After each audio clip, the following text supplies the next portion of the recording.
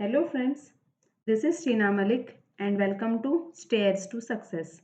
Friends, आज का session काफ़ी इंटरेस्टिंग होने वाला है। आज हम करेंगे बेस्ट क्वेश्चंस सीडीपी के, क्लास 8th रहेगी एंड आई होप कि आपको आज का ये बेस्ट क्वेश्चंस भी पसंद आएंगे। ओके, चलो फिर स्टार्ट करते हैं। फर्स्ट क्वेश्चन देख लेते हैं।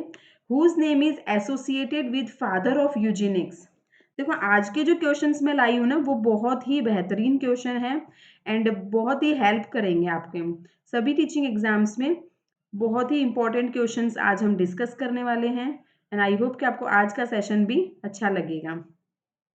तो फर्स्ट क्वेश्चन ये पूछ रहा है कि ये जो फादर ऑफ यूजेनिक्स का जो ये टाइटल है, फादर ऑफ यूजेनिक्स, ये वाला किसने दिया है? ओके, इनमें से किनका नाम, कौन जुड़ा हुआ है इस नाम से? कौन सा? फादर ऑफ यूजेनिक्स किसे कहा जाता है? तो क्या आएगा? फर्स्ट ऑप्शन है क्रो एंड क्रो। क्या क्रो एंड क्रो है? या next one Galton, option C Ross, या last one option D Woodworth. तो क्या होगा? तो देखो फ्रेंड्स, ये मैंने टॉपिक करवाया हुआ है, तो इसमें आंसर जो होगा वो होगा option B, that is Galton. Okay, और आपको इसमें एक बात और ध्यान रखनी है। गैल्टन की एक बुक थी, ठीक है, बुक, और बुक का नाम था, उन्होंने, गैल्टन ने एक बुक लिखी थी। ओके, एंड उस बुक का नाम क्या था? बुक का नेम था हेरिडिटरी जीनियस। ये आपको ध्यान रखना है क्योंकि है ना, ये एग्जाम में पूछा जाता है। ओके, ऐसे क्वेश्चंस बहुत आते हैं और स्पेशली यूपी टेट में तो बहुत पूछे जाते हैं। तो आपको ये सारी बातें याद रखनी है। ये जो कोट्स वगैरह होते हैं एंड ये जो किसने कौन सी बुक लिखी, किसको फादर ऑफ यूजेनिक्स कहा जाता है, ये सारे क्वेश्चन बहुत ही इंपॉर्टेंट है, बहुत ज़्यादा पूछे जाते हैं यूपी टेट में स्पेशली। ठीक है, तो आपको ये ध्यान रखना है, फादर ऑफ यूजेनिक्स गैल्टन को कहा गया है एंड उन्होंने एक बुक लिखी थी जिसका नाम था हेरिडिटी जीनियस। ओके, तो ये बात आप ध्यान में रख सकते हैं, बहुत ही इंपॉर्टेंट है, पूछा जा सकता है।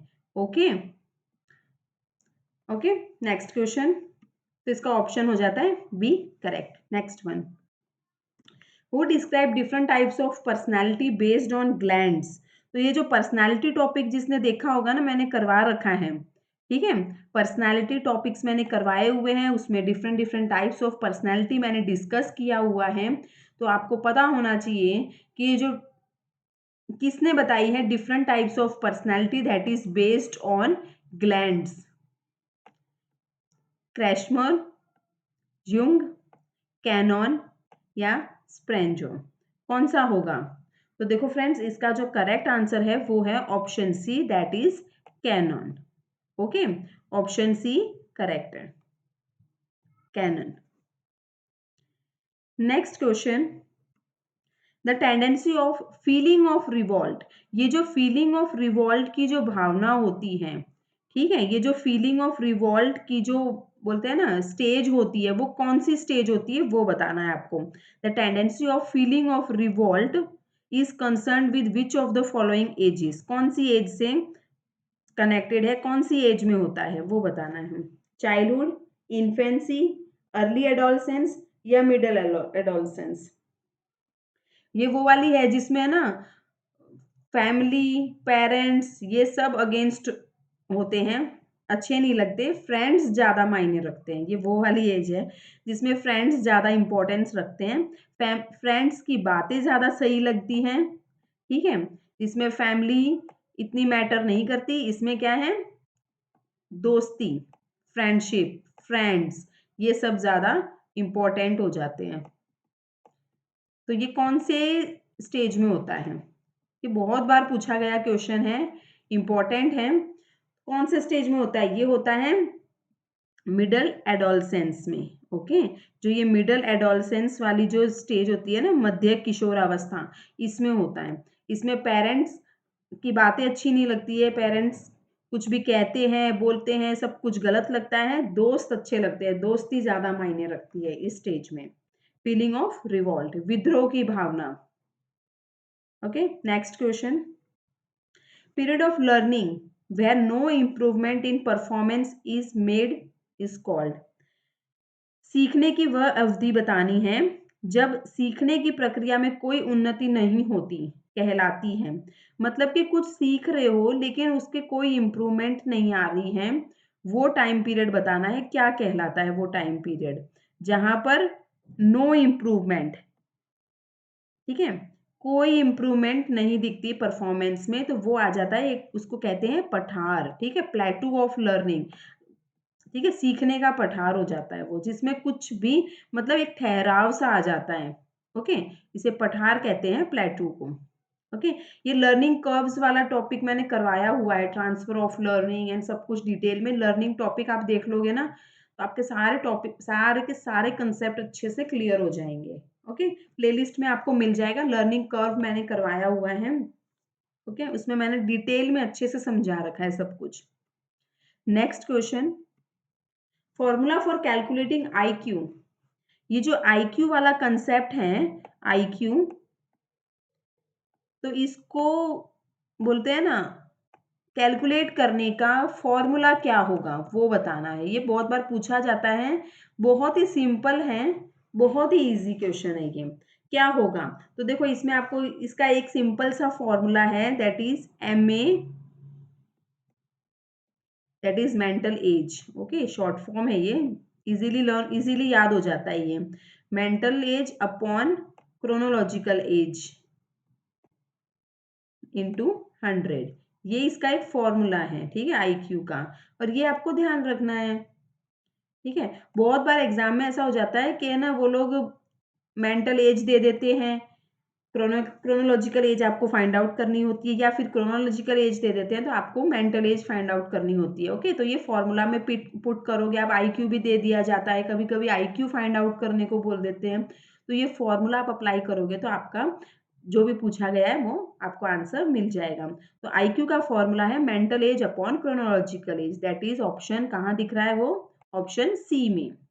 ओके, मानसिक आयु अपॉन में आएगा वास्तविक आयु into 100, that is option C.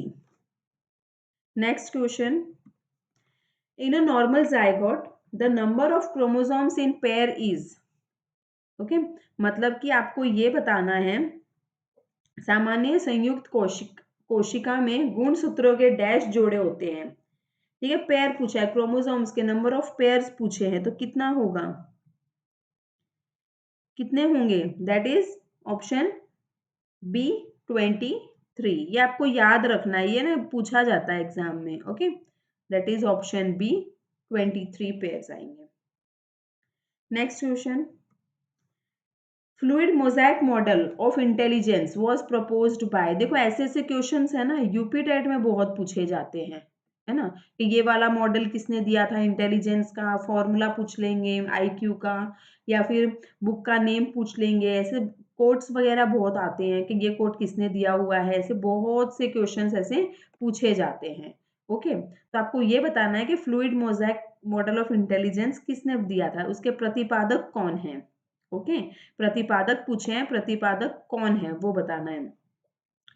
क्या वो कैटल थे, थॉर्नडाइक, वर्नॉन या स्किनर, कौन होंगे बताओ, one and only cattle. Okay, that is option A. तो देखो ये सारे ना फैक्ट बेस्ड क्वेश्चन हैं, तो ये तो आपको याद रखने होंगे, है ना। Next one, lowest level of cognitive achievement. ये जो कॉग्निटिव अचीवमेंट है ना, उसका लोवेस्ट लेवल बताना है। ये क्वेश्चन आ गया आपका किसका, ब्लूम टैक्सोनॉमी का। ओके, ब्लूम टैक्सोनॉमी ये मैंने करवाई हुई है, अगर आपने अभी तक नहीं देखी है ना तो प्लीज देख लीजिए, क्योंकि बहुत क्वेश्चंस पूछे जाते हैं हर एक टीचिंग एग्जाम्स में। इनका सीक्वेंस पूछ लेंगे या फिर लोवेस्ट लेवल, हाईएस्ट लेवल, ये सब पूछ लेंगे। तो अगर अभी तक नहीं देखा है तो प्लीज देख लीजिए। लोवेस्ट लेवल पूछा है, मीन्स ये जो ब्लूम की टेक्सोनमी है ऐसे ट्राइंगल शेप में आती है, ये अगर आप देख लेना, अगर आपने अभी तक ये सेशन नहीं देखा है तो, ठीक है, ब्लूम टेक्सोनमी, तो इसमें ऐसे ऐसे सारे ना हायरार्किक फॉर्म में दे रखा है, ऐसे काफी यानी सीक्वेंस में चलते हैं ये। तो इसमें इन्होंने पूछा है कि ये जो लोवेस्ट लेवल होता है ना, उसमें क्या आएगा, यहाँ यहाँ लोवेस्ट, लोवेस्ट में क्या आएगा। लोवेस्ट में आएगा नॉलेज। Okay, option A. आप देख लेना, अगर आपने ये सेशन नहीं देखा है ब्लूम टैक्सोनॉमी का तो आप देख लेना, काफी अच्छे से समझाया हुआ है, आप काफी हेल्प हो जाएगी आपकी। Okay, option A. Next one, a boy who can ride a cycle is going to drive a motorbike.